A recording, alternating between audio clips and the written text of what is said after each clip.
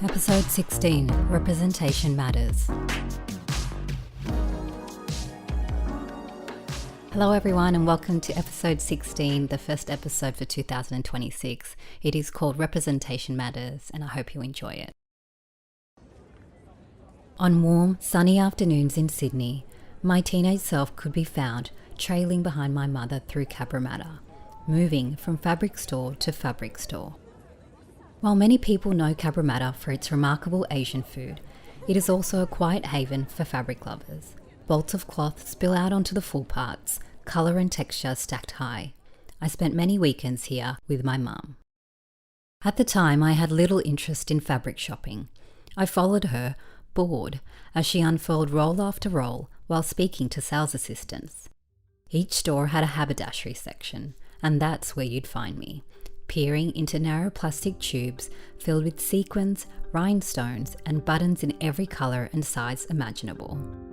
Even then, something about the details held my attention. Our home was filled with fabric, accumulated over time by my mother, a devoted fashion enthusiast who, with 3 children, rarely found the time to sit calmly and sew. I come from a lineage of seamstresses. My mother and both grandmothers could make almost anything: clothes, quilt covers, pillowcases, curtains. My childhood was filled with homemade everything, from school uniforms, scrunchies, dresses, sari blouses, you name it, she could make it. I'm told my paternal grandmother made exquisite smock dresses. While I never learned hand smocking myself, I fell in love with the style when I later had my own daughters.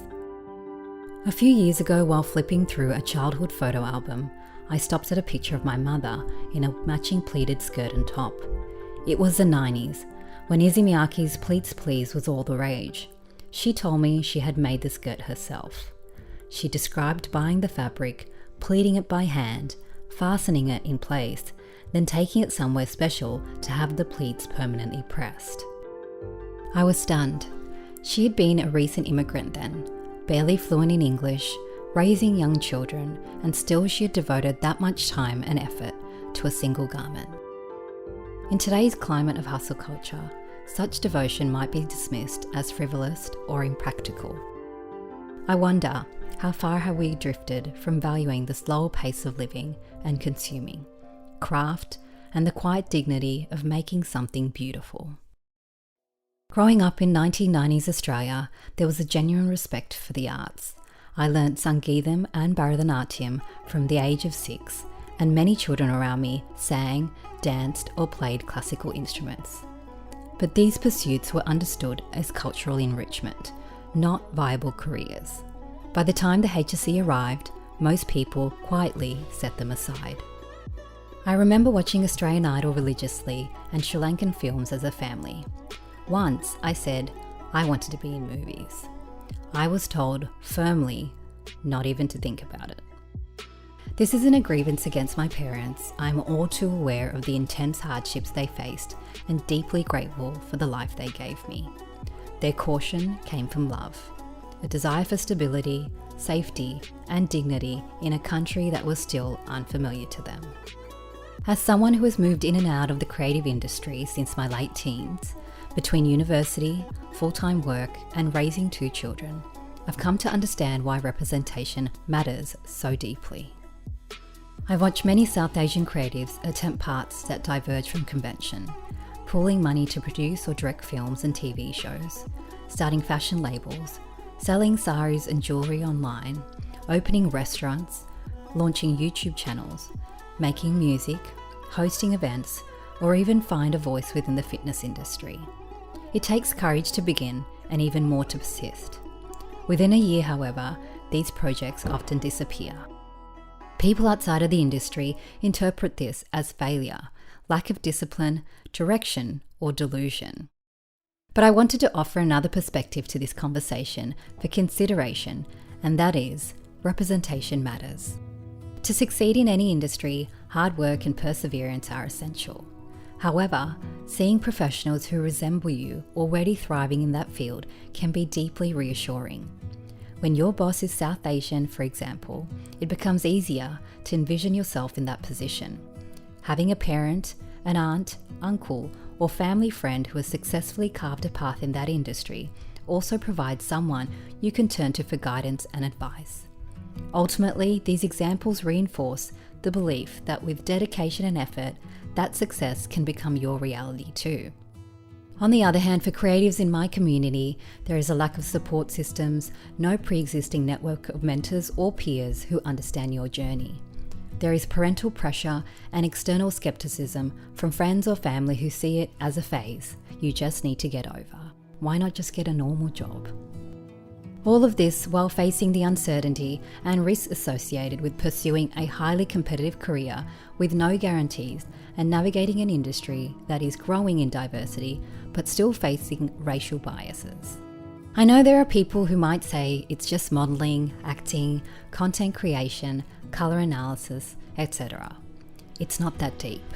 But to me, it is, because visibility shapes possibility.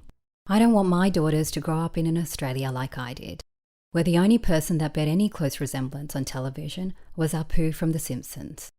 Representation shapes not only what we see, but what we believe we are allowed to become. I don't say this in bitterness, I say this as someone who is in the industry and has been fortunate enough to carve out a small space for myself.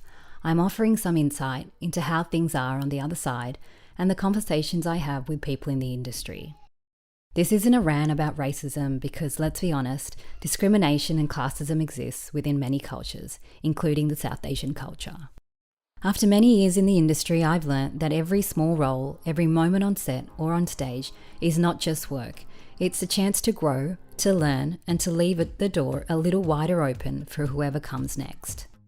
I am no Naomi Campbell, but I do feel that for many in the creative industry, the future is representation. I've noticed something striking on my 2 trips to Sri Lanka in the last 2 years, a growing openness towards careers, marriage, and self-definition among my generation and younger. Meanwhile, many immigrant communities abroad remain frozen in the values placed on them since leaving their hometowns. I've seen people arrive from Sri Lanka and without knowing a word of English, within their first year they've started their own businesses. Sari shops, barber shops, spice stores, restaurants, and I find that confidence so uplifting. I don't know how far I'll go in Australia's creative industry as a Sri Lankan woman, a mother, someone who doesn't meet conventional standards, but I'm proud of the imprint I've made, however small. Whether it's walking a runway at 33 or appearing on a giant billboard as an aged care worker, representation matters. If you are passionate about it too, I hope you're able to shine your light and work towards creating greater opportunities for the next generation.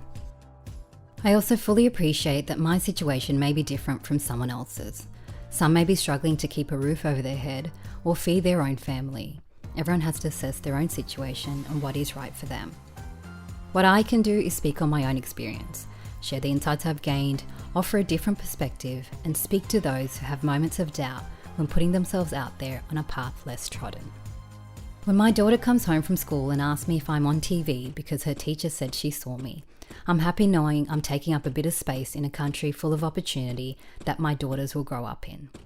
Once, I was the shortest and oldest model on a runway and the only one with a child. When I saw my daughter in the front row, waving with unrestrained joy, nothing else mattered. It's not about being noticed, it's about my daughters recognizing possibility, and that begins with presence. If my daughters choose creative paths one day, I know they won't have to search as hard for examples. I'm glad to have built friendships within the industry and widened that door just a little more. On a final note, I wanted to share a few Tamil creatives who certainly need no shout out from me. They've carved out paths for themselves and I'm inspired by them. I'll include links to their profile in this week's blog. Firstly, I love a good laugh, so number 1 on my list is Midusha, a Tamil stand-up comedian from Montreal. Then there's Abhishan, a Tamil comedian and YouTuber from the UK.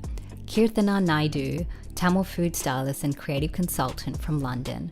And finally, Yanchan, a Tamil music producer from Scarborough. My SerenAid for this week is Chai and Sunshine, produced by Yanchan and Anjulie. Enjoy.